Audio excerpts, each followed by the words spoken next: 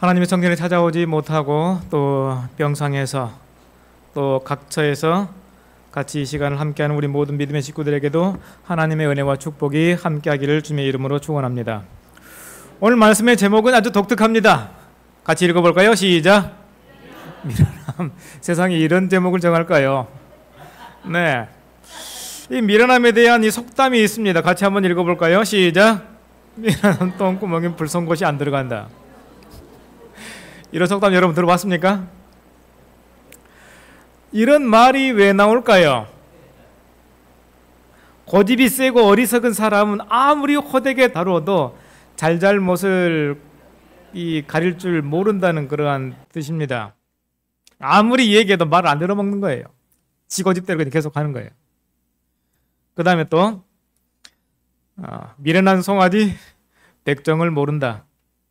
잠언 17장 22절에 보면은 젊은이가 그 간교한 여인을 따랐으니 소가 도수장으로 가는 것 같고 미련한 자가 벌을 받으려고 쇠사슬에 매이러 가는 것과 같도다. 자기 앞에 정말 위험이 눈앞에 닥쳤음에도 불구하고 그것이 위험인지 깨닫지 못하는 사람 보고 뭐라고 한다고요? 미련하다라고 하는 것입니다. 내가 지금 뭐하고 있는지도 몰라요. 이 성경에서 이 미련함이라는 그런 단어가 굉장히 다양하게 많이 쓰였습니다. 캐실, 나발, 에빌, 모로스, 아노에토스, 아시네토스, 모리아 이러한 단어들이 쓰였는데요. 캐실은 꽉 막힌 마음, 아무리 누군가 얘기해도 귀를 꽉 막고서 안 들어요. 둔하고 아주 고집이 센 사람, 나태하고 근시안적이기 때문에 외부의 정보를 무시하고 거부하고 그냥 돌진하는 것입니다. 내가 하는 것이 맞아. 내가 결정한 것은 맞고 다른 사람은 다 틀렸어. 이런 사람입니다. 그 다음에 나발, 영적 식별력이 부족한 사람입니다. 그 다음에 에윌이라고 하는 것은 정신적으로 둔하고 건방지고 무례하고 어리석은 이 사람이라 해서 미련하겠습니다. 어리석고 둔한 사람, 모로스, 아노에토스, 현명하지 못하고 어리석고, 그 다음에 아시네토스, 어리석음, 이해력이 없다라고 하는 것. 그 다음에 모리아도 역시나 어리석음이라는 그런 여기 여러 가지 내용들이 나왔는데 이런 것들을 좀 하나씩 살펴보고 또 하나님께서 우리에 주시고자 하는 그러한 메시지가 무엇인지 이 시간 좀 살펴보는 그러한 시간을 갖도록 하겠습니다. 캐실, 바보 멍청이 어리석은 사람. 구약 성경이 약 70회 대부분 잠언과 전도서에서 사용이 되었습니다. 지혜와 슬기의 반대말이고요. 잠언 17장 24절에 보면은 지혜는 명철한 자 앞에 있거늘, 바로 앞에 있어요. 미련한 자는 눈을 땅 끝에 두느니라. 지혜가 바로 앞에 있어도 그것이 지혜인지 만지 모르고 사는 것입니다. 대신에 그것을 찾으려고 저 멀리 엉뚱한 곳으로 다니는 것입니다. 잠언 17장 16절 미련한 자는 무지하거늘 손에 값을 가지고 지혜를 사려 함은 어찌민고. 자, 이 말은 무슨 뜻인가 하면 미련한 자는 부단한 지적인 노력에 의해서 지혜를 얻으려고 하지 않으며 마음을 열어 지혜를 배우려고도 하지 않고 도리어 돈으로서 지혜를 흥정하려 하거나 혹은 수업료를 지불하여 스스로 지혜 획득에 열심인 것처럼 보이려고 애를 쓴다라고 하는 것입니다. 마음을 열어 가지고서 말을 들어야 되는데 그냥 건성으로 듣고 그냥 돈으로 그냥 지혜를 살려고 하는 것, 노력을 하지 않는다고 하는 것입니다. 또 18장 2절에 보면 미련한 자는 명철을 기뻐하지 아니하고 자기의 의사를 드러내기만 기뻐하느니라. 그냥 자기 주장만 하는 거예요. 그런 사람 많아요. 네. 이러한 자는 모든 지혜와 지식의 근본인 하나님을 경외하는 일도 도외시하며 마음의 문을 닫고 자기 중심적인 사고에 집착하여 교만하게 행동하며 입을 열어 떠벌거리고 다닙니다. 이런 사람들 전도 안 됩니다. 이런 사람들한테 가가지고 막 열심히 선교하고 전도해봤자 괜히 안 좋은 결과만 이룰 수 있는 것입니다. 또 잠언 14장 7절 너는 미련한 자의 앞을 떠나라. 그 입술에 지식 있음을 보지 못함이니라. 근데 그런 사람 가까이 가지 말라라는 거예요. 미련한 자 앞에서 멀리 떠나가라 라는 그러한 해석인 것입니다. 그런 사람 있습니까? 많다고 그랬죠, 우리 집사님께서. 잠언 10장 23절, 미련한 자는 행악으로 낙을 삼는 것 같이 명철한 자는 지혜로 낙을 삼느니라. 미련한 사람은 자기가 하는 그 일의 결과가 어떠한 것인지 그냥 충동적으로 일하는 것입니다. 충동적으로 어떤 행동을 하는 거예요. 자기 자신을 스스로 제지하지 않습니다. 그 양심이 너무나도 굳어져 있기 때문에 자기가 하고 있는 그 일이 이 앞으로 어떠한 결과가 자기에게 이를 것인지 관심이 없습니다. 그러지만은 명철한 사람은 자기가 지금 현재 하고 있는 그 일이 앞으로 미래에 어떠한 결과가 있을 것인지 분명히 알고, 그래서 나 자신만을 위해 살지 않고 다른 사람을 위해서도 살고 다른 사람에게 기쁨을 주는 것을 범으로 만족함을 얻는 것입니다. 잠언 17장 25절, 미련한 아들은 그 아비의 근심이 되고 어미의 고통이 되느니라. 이게도 역시나 똑같이 캐실이라는 그러한 단어가 쓰여졌습니다. 자기 자신을 너무 과신하고 내가 세상에서 제일 똑똑해. 다른 사람들은 다 뭐예요? 다 바보야. 말 안 들어요. 한마디로 말해서 제 멋대로 사는 사람들인 것입니다. 그 다음에 두 번째로 나발, 어리석고 무감각한 분별 없는 사람인 것입니다. 하나님을 모르거나 경외하지 않는 백성, 하나님의 존재를 부인하는 자, 무신론자, 불신앙인, 천하고 불명예스럽고 무례하고 도덕적으로 무감각하고 하나님에 대해 영적인 것에 대해서 아예 눈을 가리고 보지 못하는 사람인 것입니다. 이런 사람들에게 하나님의 말씀을 전하면 알아들을까요? 못 알아들을까요? 잘 알아듣지를 못합니다. 시편 74편 18절에 여호와여 이것을 기억하소서, 원수가 주를 비방하며 우매한 백성이 주의 이름을 능욕하였나이다. 우매한 백성, 여기서는 바벨론 백성이라고 하는데 하나님의 백성을 괴롭혔고 또한 하나님의 성소를 파괴했기 때문에 우매한 백성으로서 하나님의 이름을 능욕한 것입니다. 막 하나님의 이름 막 함부로 막 욕을 집어넣어 가지고 이 얘기하는 사람들 있죠. 이런 사람들 어떤 사람들이다? 우매한 사람들이라고 하는 것입니다. 어리석은 자, 이사야 32장 5절, 어리석은 자를 다시 존귀하다 부르지 아니하겠고 우둔한 자를 다시 존귀한 자라 말하지 아니하리라. 이는 어리석은 자는 어리석은 것을 말하며 그 마음에 불의를 품어 간사를 행하며 패역한 말로 여호와를 거스리며, 영적인 시력이 딱 가려져 있기 때문에 영적인 것을 분별을 못하기 때문에 하나님을 거스리는 이러한 일을 하는 것입니다. 그러한 이 나발, 시편 14편 1절, 어리석은 자는 그 마음에 이르기를 하나님이 없다 하는 것입니다. 하나님을 보지를 못하는 거예요. 그들은 부패하고 그 행실이 가증하니 선을 행하는 자가 없도다. 하나님께서 마지막 날에 심판할 것이다라고 한 거 아니라 이 세상 살다가 그냥 한 세상 그냥 내 마음대로 그냥 살다가 그냥 죽으면 없어지는 것이야. 하나님이 있기는 뭐가 있어? 이렇게 자기 마음대로 아주 패역하고 부패한 그러한 이 행실을 가지고 사는 사람인 것입니다. 그래서 도덕적 및 종교적 가치에 대하여 생명이며 모든 가치를 크기와 힘에 따라서만 판단하는 유물론자로서 지혜와 도덕적 가치에 대한 지식이 부족한 사람을 의미하는 듯하다 그랬습니다. 그래서 어리석은 자에 관한 최선의 주석은 잠언이다. 또 욥기 30장 1절에 오면은 그러나 이제는 나보다 젊은 자들이 나를 비웃는구나. 젊은 사람들이 누구를 비웃고 있다고요? 욥을 지금 비웃는 것입니다.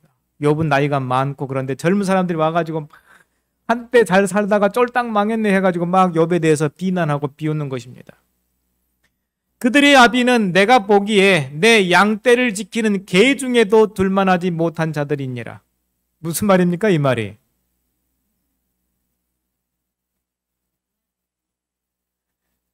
양을 지키는 개만 또 못하다고 하는 거예요.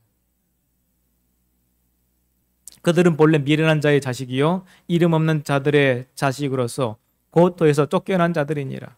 한마디로 말해서 영적인 시력이 딱 가려져 있으니까 하나님에 대해서 알지도 못하고 한때 그런 것들 정말 복을 많이 받았던 그러한 이 사람들의 소유했던 사람들을 조롱하고 비난하는 것입니다. 이런 사람들에게 전도하는 것은 극히 어렵습니다. 왜요? 들으려고 하지도 않고 영적으로 시력이 가려져 있기 때문에 전도가 안 되는 것입니다. 잠언 30장 21절 세상을 진동시키며 세상을 견딜 수 없게 하는 것 서너시 있나니 세상에 견딜 수 없는 것이 있대요. 곧 종이 임금된 것과 미련한 자가 음식으로 배부른 것과 또 다른 것도 있다고 그랬습니다. 사무엘상 25장에 보면은 다윗이 당한 한 경험을 여기서 얘기합니다. 그런즉 이제 당신은 어떻게 할지를 알아 생각하실지니 누구의 종들인가? 나발의 종들이에요. 나발의 종들이 아비가일에게 얘기합니다. 당신이 어떻게 할 것인지 잘 생각해 달라는 거예요. 이는 다윗이 우리 주인과 주인의 온 집을 해하기로 결정하였음이니이다. 주인은 불량한 사람이라 더불어 말할 수 없나이다 하는지라. 말을 해도 들어요, 안 들어요? 안 들어요. 그러니까 아비가일이 급히 일어나 떡 200덩이와 포도주 2가죽 부대와 잡아서 요리한 양 5마리와 볶은 곡식 5세야와 건포도 100송이와 무화과 뭉치 200개를 가져다가 나귀들에게 싣고 소년들에게 이르되 나를 앞서가라. 나는 너희 뒤에 가리라 하고 그의 남편 누구요? 나발에게는 말하지 아니하니라 그랬습니다. 그래서 아비가일이 다윗 왕에게 나가서 얘기합니다. 원하옵나니 내 주는 이 불량한 사람 나발을 개의치 마옵소서. 그의 이름이 그에게 적당하니 그의 이름이 무엇이라고요? 나발이라. 그는 뭐한 자다? 미련한 자니이다. 여종은 내 주께서 보내신 소년들을 보지 못하였나이다 라고 하면서 다윗에게 여러 먹을 것을 갖다 줍니다.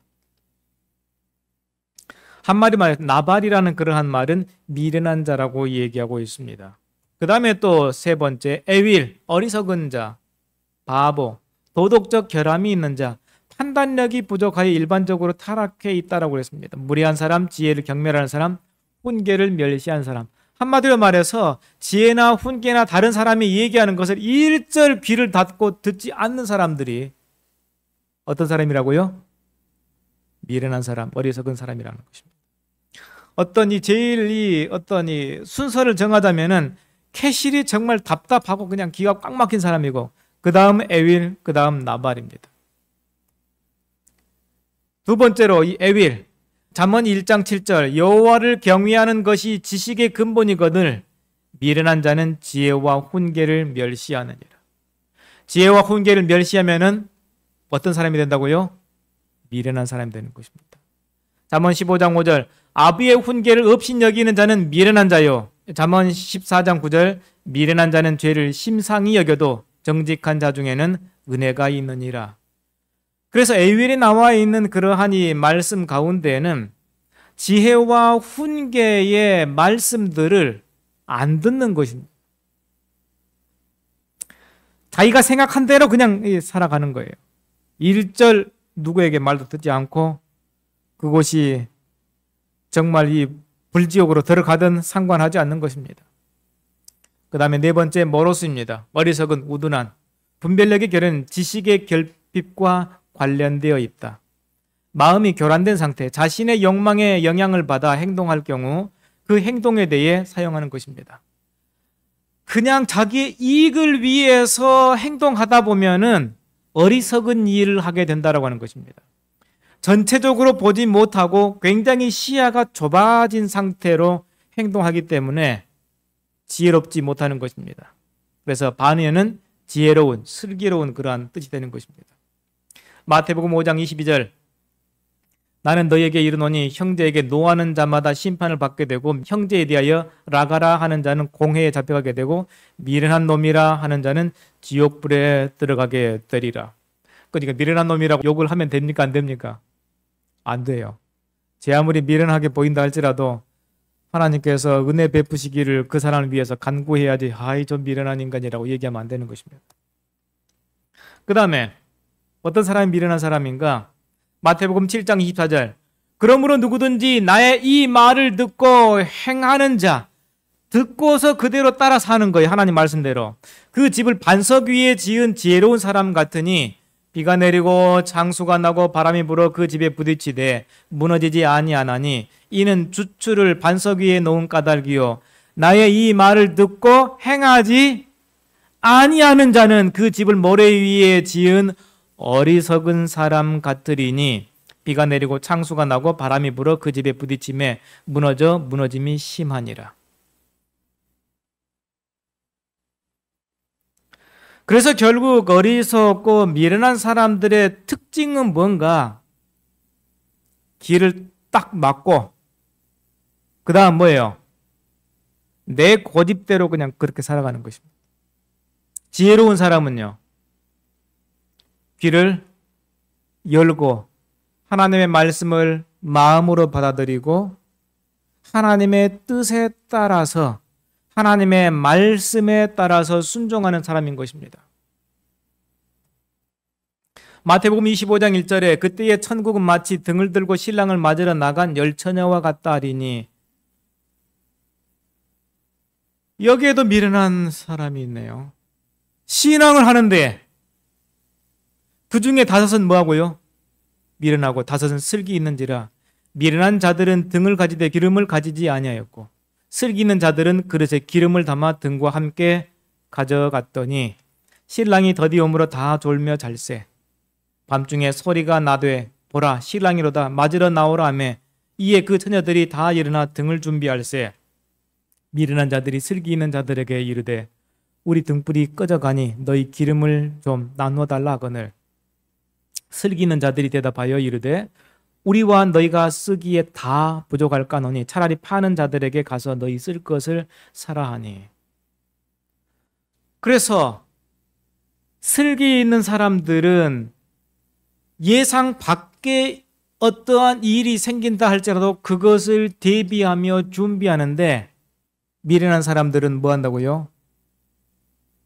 준비하지 않는 것입니다. 그 다음에 아노에토스라는 그러한 이 단어가 있습니다. 현명하지 못하고 어리석은 거예요. 능력이 개발되지 않은 단순하고 교육이 좀 부족한 사람. 이해력, 듣고서 금방 이해를 해야 되는데 이해 못한 때가 있어요. 우리도 그런 때가 있죠. 그러니까 우리도 어리석은 사람이 될 수 있는 것입니다. 로마서 1장 14절 헬라인이나 야만인이나 지혜 있는 자나 어리석은 자에게 다 내가 빚진 자라.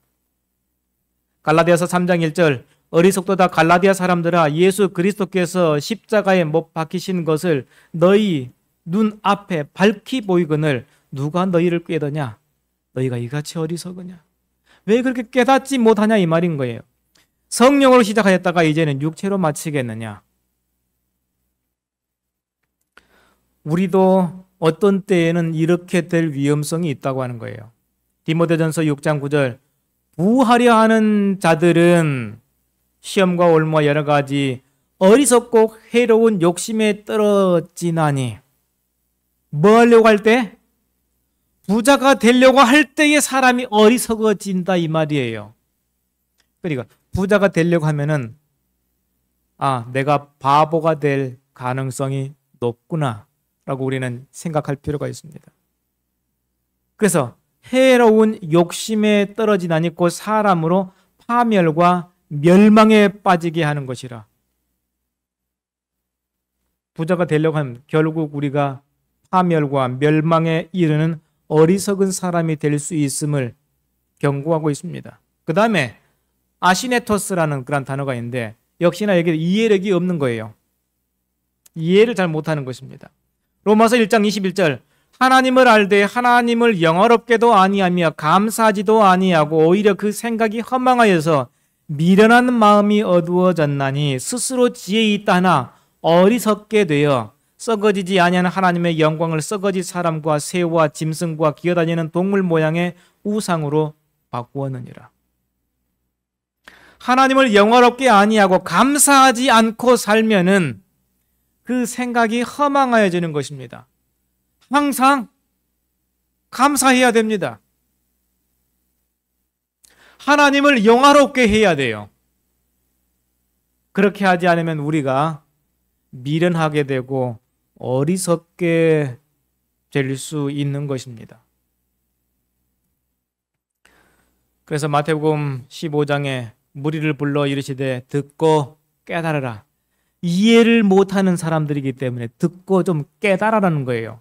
입으로 들어가는 것이 사람을 더럽게 하는 것이 아니라 씻지 않은 손으로 해가지고 먹었다고 해가지고 내가 부정하게 되고 더럽게 되는 것이 아니라 입에서 나오는 그것이 사람을 더럽게 하는 것이니라.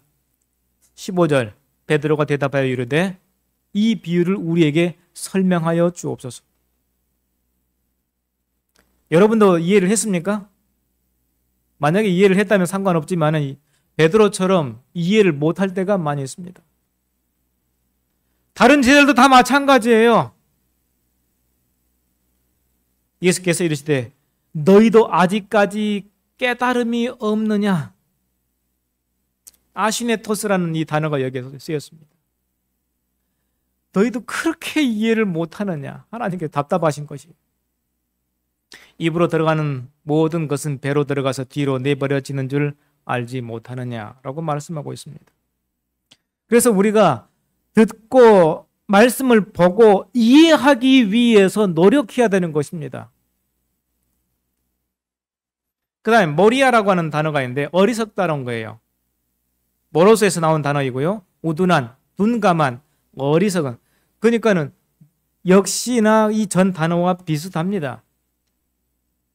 고린도전서 1장 18절 십자가의 도가 멸망하는 자들에게는 미련한 것이요 구원을 받는 우리에게는 하나님의 능력이라. 하나님의 지혜에 있어서는 이 세상이 자기 지혜로 하나님을 알지 못하므로 하나님께서 전도에 미련한 것으로 믿는 자들을 구원하시기를 기뻐하셨도다. 우리는 십자가에 못 박힌 그리스도를 전하니 유대인에게는 거리끼는 것이요 이방인에게는 미련한 것이로되. 그렇습니다. 왜 십자가의 도가 멸망하는 자들에게는 미련한 것이 될까요? 세상을 창조하신 하나님인데 십자가에 달려 죽으셨대요. 뭔 그런 신이 있어? 말도 안 돼. 어떻게 보여요? 미련해 보이는 것입니다. 그래서 하나님께서는 전도에 미련한 것으로 믿는 자들을 구원하시는데 십자가에 못 박힌 그리스도를 전하니까는 하나님을 믿지 않는 이방인들이 봤을 때에 아니 세상을 구원하는 메시아가 어떻게 십자가에 죽는데 말도 안 되는 소리다라고 생각하는 것입니다. 그래서 미련하게 그들의 개념과 그들의 사상과 그들의 어떤 이 철학적인 것을 가지고서는 이해가 안 되기 때문에 참 미련하다라고 생각을 하는 것입니다. 육에 속한 사람은 하나님의 성령의 일들을 받지 아니하나니 이는 그들이 그에게는 어리석게 보이며 또 그는 그것들을 알 수도 없나니 그러한 일은 영적으로 분별되기 때문이라. 고린도서 3장 19절 이 세상 지혜는 하나님께 어리석은 것이니 기록된 바 하나님은 지혜 있는 자들로 하여금 자기 꾀에 빠지게 하시느니라 하였고. 그래서 세상을 살아가는 사람들, 세상의 잣대를 가지고 신앙은 절대로 이해할 수 없는 것입니다. 아주 어리석은 일처럼 보여요. 일주일 동안 내내 일해도 성가시고 먹고 사기 힘든 판에 일주일에 하루를 교회를 가요. 일도 안 하고. 그리고 또 11조도 드린다는 거예요. 헌금도 드리고. 나 먹고 사는 것도 부족하고 없는 판에 어떻게 하나님께 이걸 바치느냐. 참 바보스럽고 어리석게 보이는 것입니다. 그래서 세상적인 잣대를 가지고서 신앙을 판단할 수 없는 것입니다. 또 역시나 아노에토스, 엠마오로 가는 두 제자의 모습 가운데 나타납니다. 누가복음 24장 13절, 그날에 그들 중 둘이 예루살렘에서 25리 되는 엠마오라 하는 마을로 가면서 예수님께서 십자가에 달려 죽으시고 3일 만에 이제 부활하신 이후에 지금 너무 실망이 돼가지고 지금 자기 집으로 가는 것입니다. 이 모든 된 일을 서로 이야기하더라. 그들이 서로 이야기하며 문의할 때 예수께서 가까이 이르러 그들과 동행하시나 예수님께서 이미 부활하셔가지고 그들과 같이 동행하는 것입니다. 그런데 그들의 눈이 가려져서 예수님인지를 알지 못하는 거예요. 17절 예수께서 이르시되 너희가 길 가면서 서로 주고받고 하는 이야기가 무엇이냐 하시니 두 사람이 슬픈 빛을 띠고 머물러 섰더라. 무슨 상태인지 지금 알겠죠? 너무 마음이 상심이 되어가지고 이제 예수님께서 메시아가 되고 왕이 되실 것이라 생각하고 큰 기쁨과 기대를 가지고서 예루살렘에 간데 예수님께서 6월절 그때에 십자가에 달려 죽으신 것입니다. 그 한 사람인 글로바라 하는 자가 대답하여 이르되 당신이 예루살렘에 체류하면서도 요즘 거기서 된 일을 혼자만 알지 못하느냐? 이해되죠? 그때 당시에 예수님께서 십자가에 달려 죽으신 것이 정말 엄청난 이슈거리였음을 알 수가 있습니다. 19절 이르시되 무슨 일이냐? 이르되 나사렛 예수의 일이니 그는 하나님과 모든 백성 앞에서 말과 일에 능하신 선지자이거늘 메시아로 보지 않고 선지자로 보는 것입니다. 우리 대제사장들과 관리들이 사형 판결에 넘겨주어 십자가에 못 박았느니라. 우리는 이 사람이 이스라엘을 속량할 자라고 바라노라. 이뿐 아니라 이 일이 일어난 지가 사흘째요. 또한 우리 중에 어떤 여자들이 우리로 놀라게 하였으니 이는 그들이 새벽에 무덤에 갔다가 그 시체는 보지 못하고 와서 그가 살아나셨다 하는 천사들의 나타남을 보았다 함이라. 예수님께서 부활했다고 천사가 얘기해줘서 그러면은 글로벌하는 제자들이 믿어야 돼요? 안 믿어야 돼요? 예수님께서 드디어 말씀대로 부활하셨구나라고 믿어야 되는데 안 믿고 실망하고 걸어가는 것입니다. 또 우리와 함께 한 자 중에 두어 사람이 무덤에 가 과연 여자들이 말한 바와 같음을 보았으나 예수는 보지 못하였으니라 하거늘. 예수님이 묻히신 그 무덤에 가보니까 무덤이 비어있는 거예요. 어떻게 된 일이지? 천사들이 나타나가지고 예수님께서 살아나셨다 라고 전해주면은 믿어야 될 거 아니에요?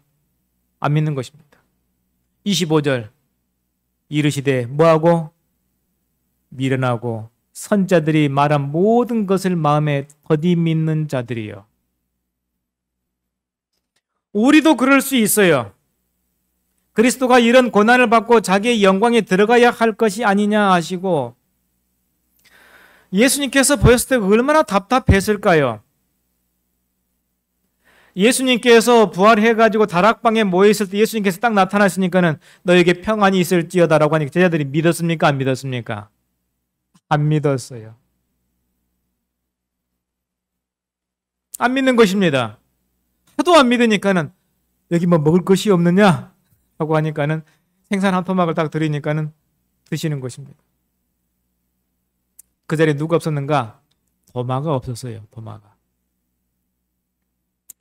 내가 예수님의 손바닥에 만져보고 옆구리에 손을 딱 넣어가지고 그 창 자국을 내가 만져보기 전에는 난 믿지 않겠다.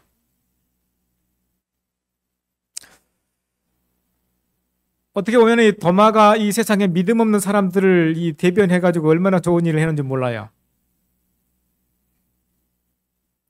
자, 이런 이 믿음 없는 이 사람들을 위해서 예수님께서 하신 일이 있습니다.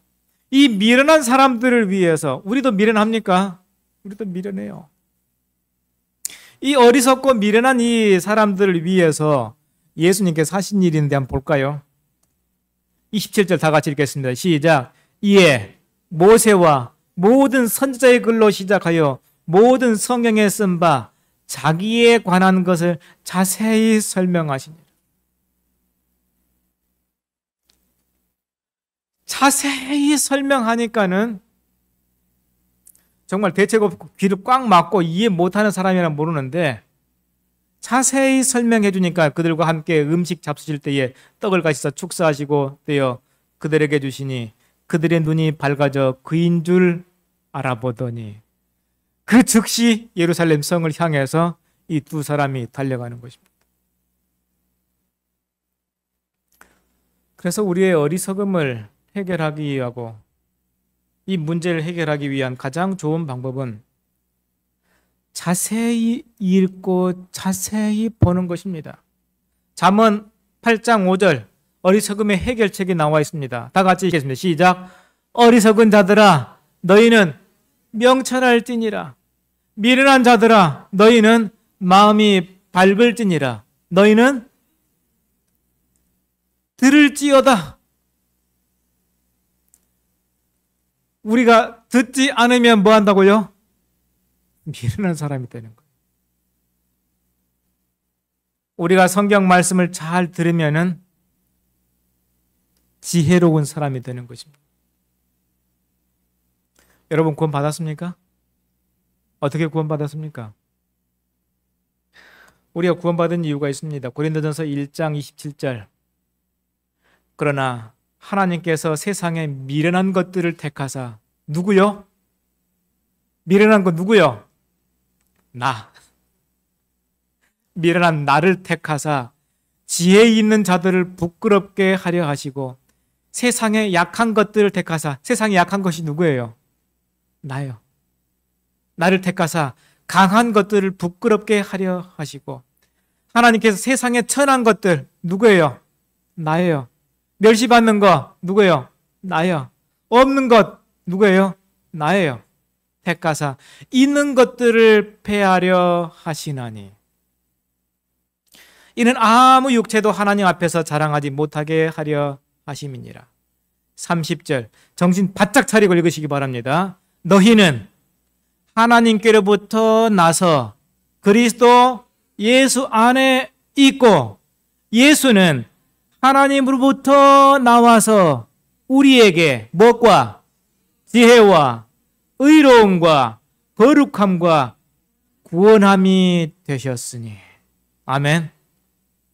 우리는 원래요 미련하고 약하고 천하고 멸시받고 없는 사람들이었는데, 하나님께서 우리를 택하셨으니 감사합니까?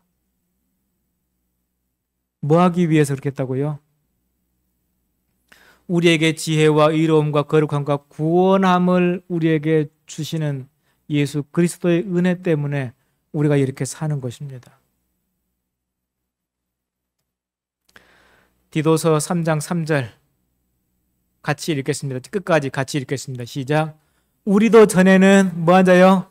어리석은 자요, 순종하지 아니한 자요, 속은 자요, 여러 가지 정욕과 행락의 종노릇한 자요, 악독과 투기를 일삼는 자요, 가증스러운 자요, 피차 미워한 자였으나 우리 구주 하나님의 자비와 사랑하심이 나타날 때에 우리를 구원하시되 우리가 행한 바 의로운 행위로 말미암지 아니하고 오직 그의 긍휼하심을 따라 중생의 씻음과 성령의 새롭게 하심으로 하셨나니, 우리 구주 예수 그리스도로 말미암아 우리에게 그 성령을 풍성히 부어주사 우리로 그의 은혜를 힘입어 의롭다 하심을 얻어 영생의 소망을 따라 상속자가 되게 하려 하심이니라. 아멘. 여러분의 마음 가운데 감사가 흘러넘칩니까? 기쁨이 흘러넘칩니까? 우리도 전에는요 어리석었고요, 순종하지 않았고요, 속은 자였고, 여러 가지 정욕과 행락의 종노릇한 자고, 악독과 투기를 일삼는 자였었고, 가증스러웠고, 서로 피차 미워했습니다.